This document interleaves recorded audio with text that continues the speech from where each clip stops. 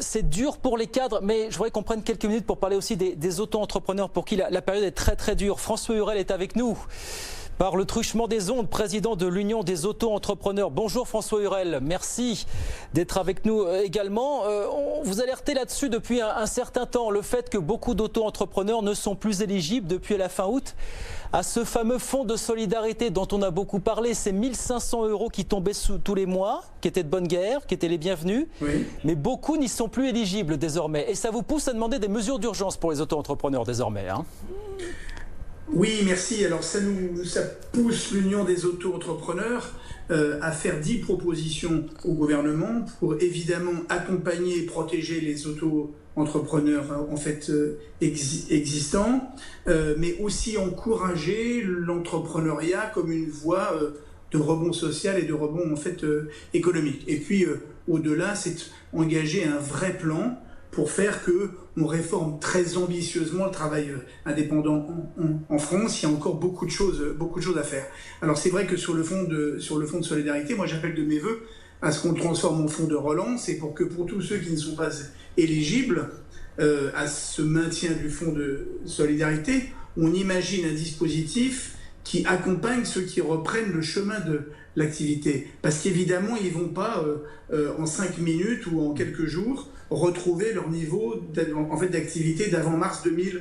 De toute façon, tant que les PME ne repartiront pas, ça ne repartira pas pour les auto-entrepreneurs. On est d'accord, François Hurel, hein? Ça partira très difficilement, sauf ceux qui ont pour clients exclusivement des particuliers, mais oui. Ceux-là ne sont pas forcément les plus nombreux. Donc, en quelques secondes, on a 2 minutes. Qu'est-ce que vous proposez concrètement? Qu'est-ce que vous demandez au gouvernement, François Hurel? Alors moi, je demande 2 choses. La première, je demande une série de mesures pour faire que les auto-entrepreneurs puissent travailler ensemble, répondre à des marchés effectivement ensemble. Aujourd'hui, il y a un arsenal juridique en France qui s'appelle ou la société coopérative ou le groupement d'intérêt économique. C'est beaucoup trop lourd et beaucoup trop compliqué lorsqu'il s'agit que plusieurs indépendants ayant des activités complémentaires répondent à un marché qui ne dure pas tellement de temps. Donc il faut trouver un dispositif souple, simple et puis agile.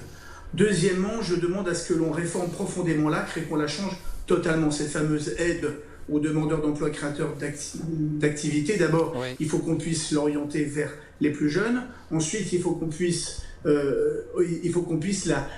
réellement la dédier avec un dispositif qui fasse au-delà de la seule aide financière, un dispositif d'accompagnement oui. Et de formation. Ensuite, je pense qu'il faut qu'on réforme des choses qui sont très simples. Fort intelligemment, le gouvernement met en place en 2019 une sorte de filet de sécurité pour les indépendants qui font faillite.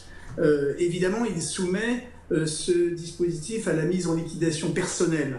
C'est beaucoup trop compliqué, c'est beaucoup trop lourd et c'est très infamant. On pourrait trouver beaucoup plus simple pour essayer que justement ce filet de sécurité.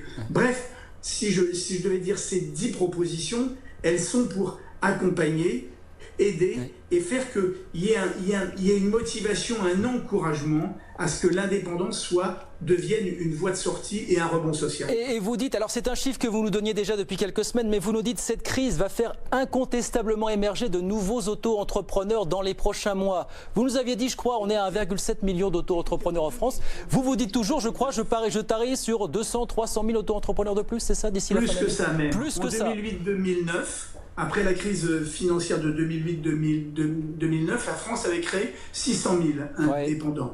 Je pense que nous sommes dans la même crise, elle est encore plus grave d'ailleurs, et je pense qu'on créera largement ces fameux 600 000 indépendants de plus. Ça veut dire qu'on devrait passer, selon les chiffres INSEE, d'1 600 000 et quelques mille aujourd'hui à plus de 2,2 millions en début d'année prochaine. On passera la barre des 2 millions haut la main d'ici le début de l'année prochaine, c'est votre pronostic, François Hurel. Bien, on verra donc ceux qui appuient encore plus vos revendications d'effectivement d'obtenir davantage de mesures.